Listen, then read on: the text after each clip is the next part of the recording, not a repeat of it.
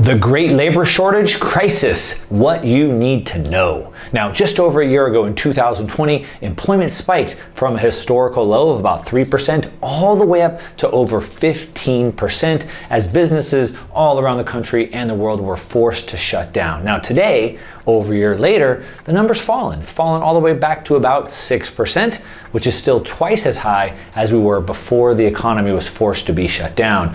But today, the US is facing a complete different problem. Actually, it's a paradoxical problem, as today people aren't having trouble finding jobs, but instead jobs are having problems finding people. Now in this video, I'm going to dig into what's happened over the last year. I'm going to talk about what this means for the economy, how it's being reshaped, also what this means if you're a business owner, and what it means if you're an employee, and what you should be looking to do right now as this situation unfolds. So let's go.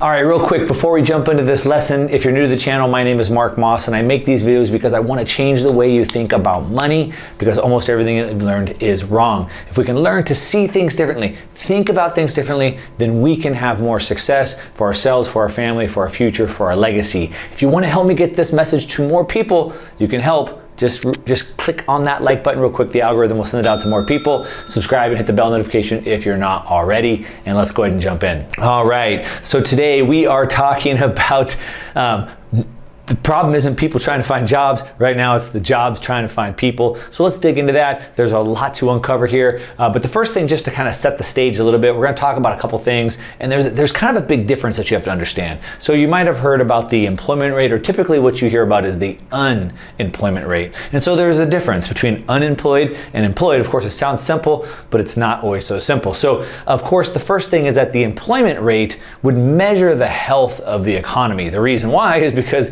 people need to be working. The reason why people need to be working, of course, besides the obvious of making money to provide for themselves and their family, is that the economy's wealth, the wealth of a nation, is measured in GDP, gross domestic product. Wealth is not measured in money. Money is what measures wealth. Wealth is goods and services. And of course, people have to work to produce the goods and services. Make sense? So in order for us to have wealth, if I had $1 billion sitting in a suitcase, but I was on a deserted island with nowhere to spend the money, no food, no water, no boat or cell phone to get off the island, that $1 billion is worthless, right? It's not wealth. Goods and services would be wealth. So for example, somebody on that island that had a hut full of coconuts and bananas, for example, would be extremely wealthy there, as with $1 billion, it'd be worth nothing. So we need goods and services. That's the health of the economy. And so we need people to be working, to be producing the goods and services.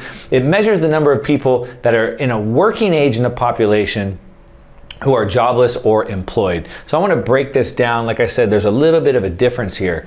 All right, so you need to understand the numbers first before we dig into this problem. And so there's a difference of employed versus unemployed. Obviously, one has a job, one doesn't, but it's a difference in the way that the government uses these numbers and calculates these numbers, right? So there's a change of math. And I really want to look at this from two different sides. So if we look at what the employment rate is, they seem really obvious, but they're just not quite that obvious, right? So it's people that are considered employed if they've had an hour or more in gainful employment, an hour or more. So they've worked an hour in the most recent week. The figure also includes people who have stopped looking for work.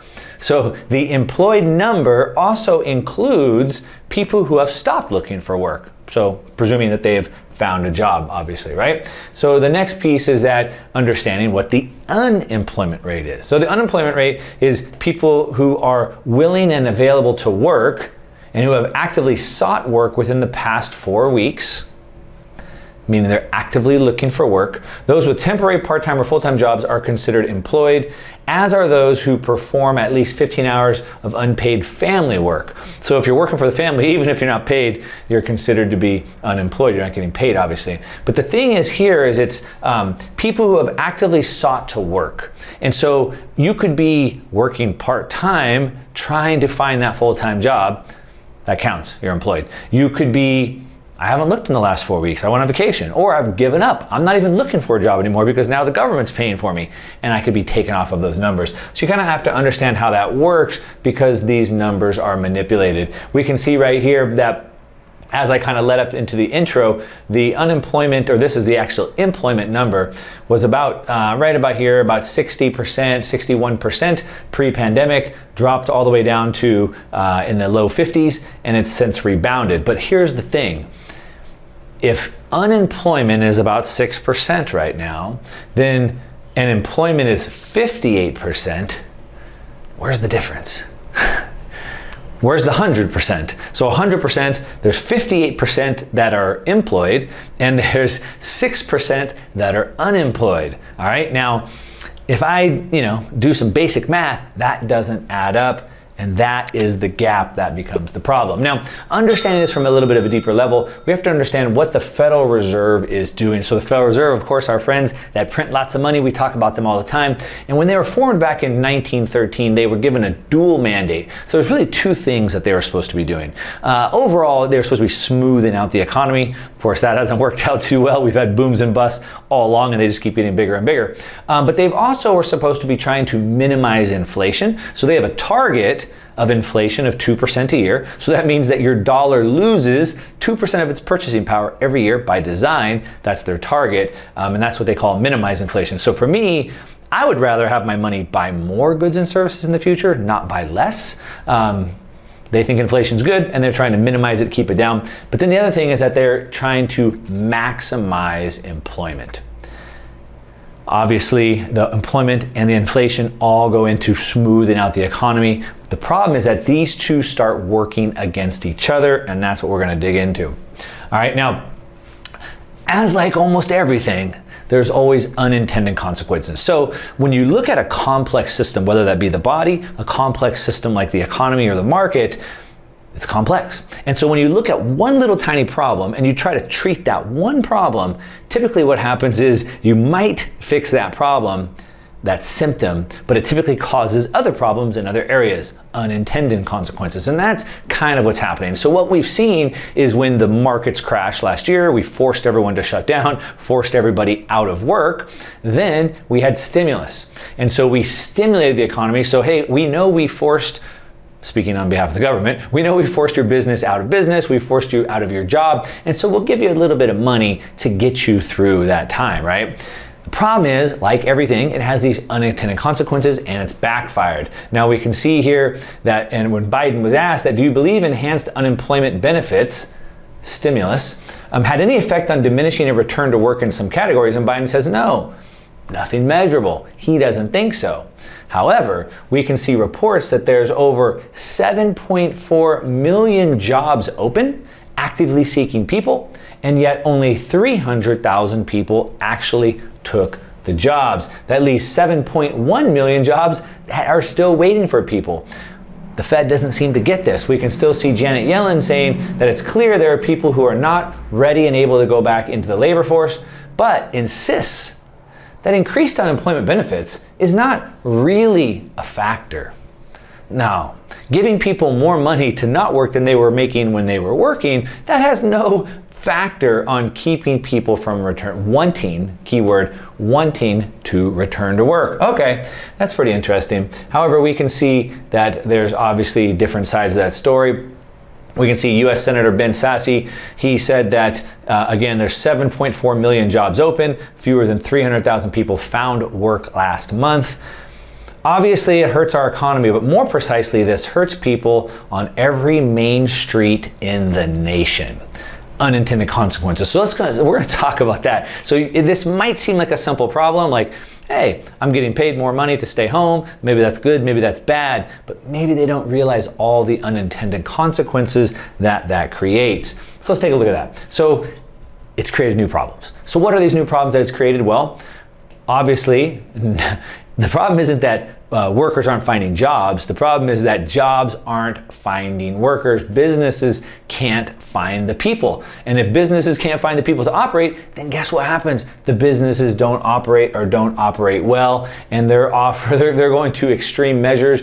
We can see that McDonald's is offering people bonuses between $200 to $400 just to start working. I saw signs of a McDonald's offering free iPhones to people who work there. I think it was more than 6 months. But we're seeing this pop up all over. As a matter of fact, on a job post on Glassdoor, we can see Amazon's paying people as much as $1,500 signing bonuses, and on and on and on. We can go down. Massage Envy, $300 to $500 to work at Made Pro, $500 signing bonus just to go there. That's how bad they need workers. We can see that Uber, which has been having problems delivering food and giving people rides, has been offering people up to they have a total of $250 million that they're putting forward to get people to work. Depending on what market you're in, the demand in that market, I've heard of people getting over $1,000, maybe even $1,500 bonuses from Uber to go back to work. All right, but this policy, this unintended consequences, creates all these additional problems. It impacts the market. It shuts down entire sectors. So a lot of people that wanted to work in this sector, they're trained for this specific job, that entire sector's been shut down, and so now where do they go?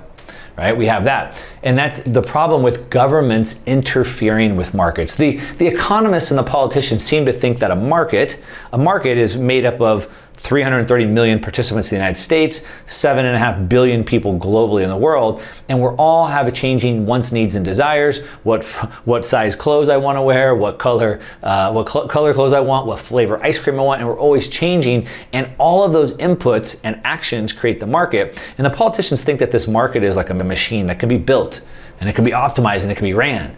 But the reality is, it's made up of living people, irrational people who change their mind. And so the market is a living, breathing organism, something that's not meant to be controlled and driven.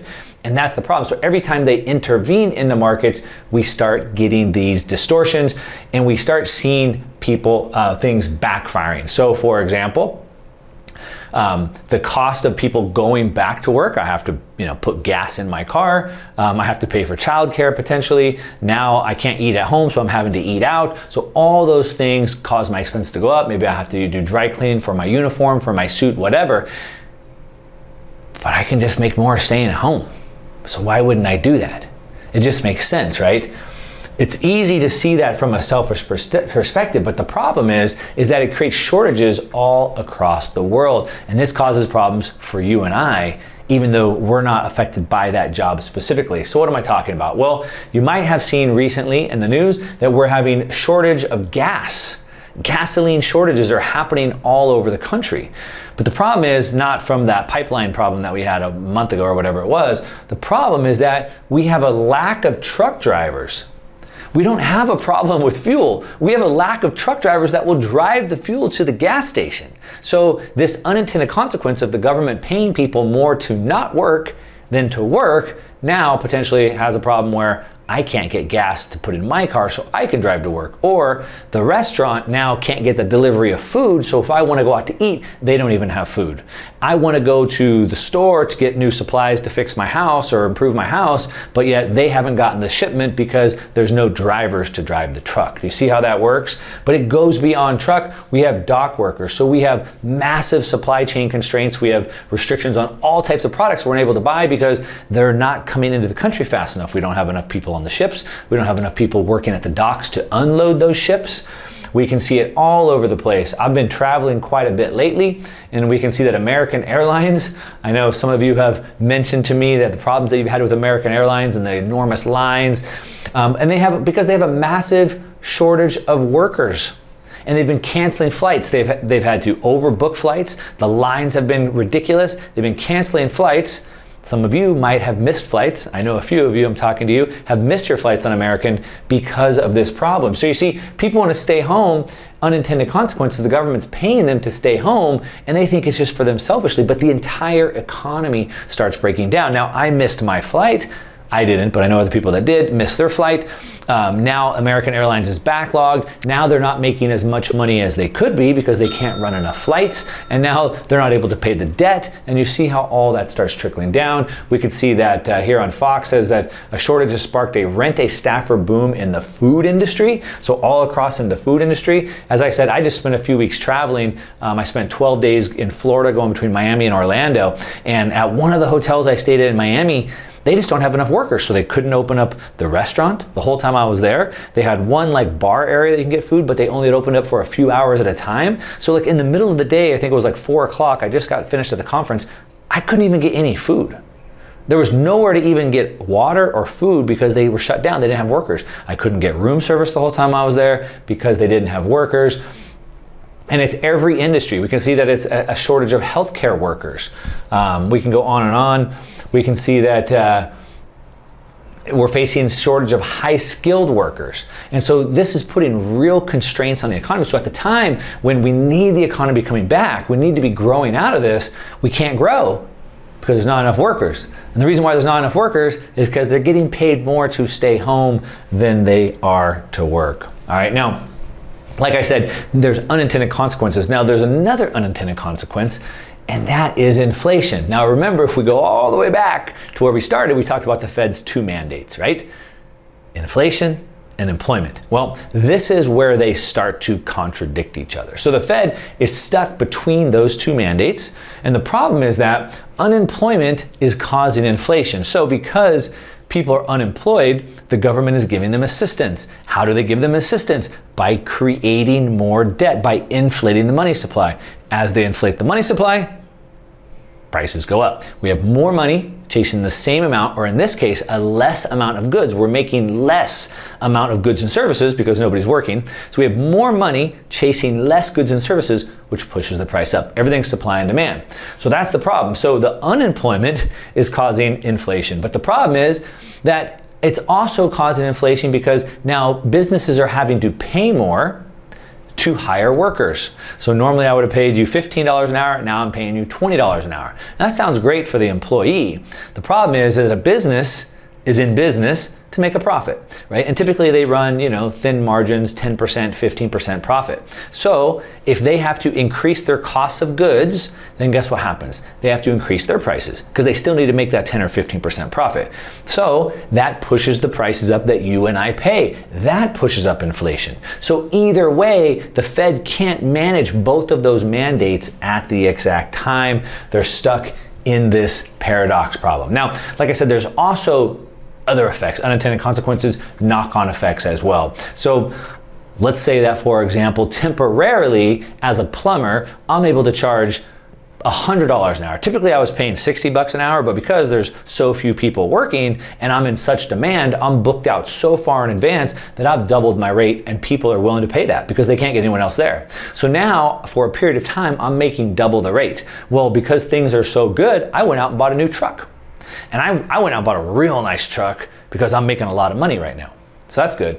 But what happens when I've taken on all that debt to scale my business? I moved into a new office, I bought new office equipment, I bought the new truck, but then the economy normalizes back. Now we get the plumbers coming back into work, now there's more competition, the work slows down, and I can't afford my debt anymore, right? I can't afford the debt. So that is like this circle that happens. Maybe it's how we get to 2030, you own nothing and you're happy. People ask, how do we get to that point where we own nothing? And you can see how these types of policies can get people to overextend themselves and then lose everything if they're not careful, which is why you need to understand this if you're a business owner and you're watching this video right now. The other thing is that we always have to understand that intervention is almost always bad. You might have heard of the cobra effect before. That's a famous story. I'm not going to go through the whole thing, but basically in India, there was a bunch of cobras. Cobras are deadly. They didn't want going around biting people and killing people. So they said, let's have an idea. How about we give a bounty to anybody who can get a cobra, kill it and bring it in, and we'll pay them some money. So all the people went out, they started catching cobras, they started bringing them in and collecting their bounty. Well, a few people that were a little bit smarter said, I have a good idea. We'll start raising cobras. So now I'm going to start breeding them and raising them, and then I'm going to turn them in and sell them. Well, eventually the town, the government caught on to this and they said, okay, wait a minute, this isn't working anymore. We're no longer going to be offering a bounty on cobras anymore. So all the people that were now raising them said, well, I guess I don't need the cobras, and so let's just release them all. And they ended up with more cobras in the street than they had begun with. That is what's known as the cobra effect. And a lot of times this cure of this treatment of the symptoms is worse than the cure itself. Now, it can almost be said that this might be done intentionally.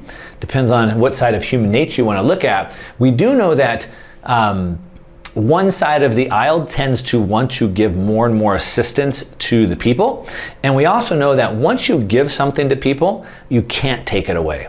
So now that people are getting used to getting this monthly paycheck, whether you want to call it UBI or stimulus or whatever you want to call it, there's pretty much no politician that could ever win voting to remove that again. Right? That's just not going to happen. So it's a way to entrench a political position. We also know that it's one of the final stages of the empire. So I did a video, actually I did a 3-part video series talking about how we're going to this 250-year revolution cycle. Editor can put it up here if you haven't watched it. You should, because if you want to know what the future holds, that video is the key. But as we can see, there's no empire that's lasted more than 250 years. Of course, the United States is about 250 years right now. But as we can see, there's these 8 stages. And you can look at these last 2 stages. This one says dependence.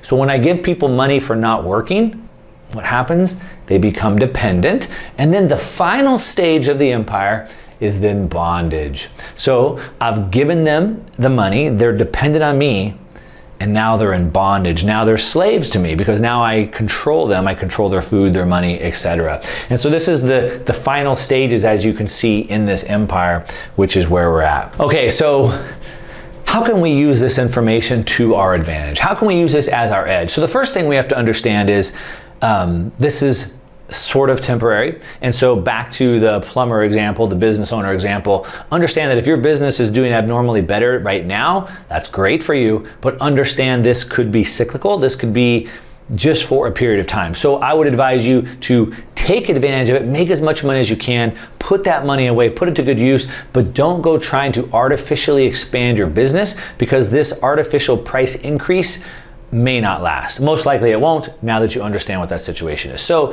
use it to your advantage, stack as much as you can, put it away, but be careful not to increase your expenses because that's going to put you in jeopardy. The other thing, let's say that you're an employee. Well, you can also benefit from supply and demand in a sense where now the employee is kind of the one driving the market. There's not enough workers, and so now you have your choice of jobs, you have your choice of what careers you want and how much you want to get paid. Now, the way that as an employee, typically you make more money is by hopping jobs. I believe it's something about if you don't move jobs at least every 2 years, you end up leaving about 50% of your income on the table. And so the way you usually move up the ladder is by leapfrogging like this, as opposed to just going up in your one job. So right now might be the perfect time to go look for that new job. You understand, no matter what industry you're in, whether it's fast food or IT or whatever, no matter what industry you're in, there's probably a company that really, really, really needs your services right now. So it might be the perfect time to do that. We can see this example right here of a teenager who works in fast food, and a teenager in fast food was offered $50,000 a year as a manager because they're in such demand. So it doesn't matter if you're in fast food or what career you're in right now, now is the time to go find a better job and make more money. Let me know what you think. Now, this may be an unintended consequence, and it's probably a net bad for the economy, but it could work out to be good for you right now. Leave me a comment and let me know what you think about this. Of course, as always, give me a thumbs up on this video if you like it, because you know I'm working hard for you. And if you don't like it, I don't know why, but give me a thumbs down. I'm cool with that, but at least leave me a comment and let me know what you don't like about it. Of course, as always, I'm asking for your questions. Ask me questions. We'll get into those conversations in the comments down below. And that's all I got for you today, all right? To your success. I'm out.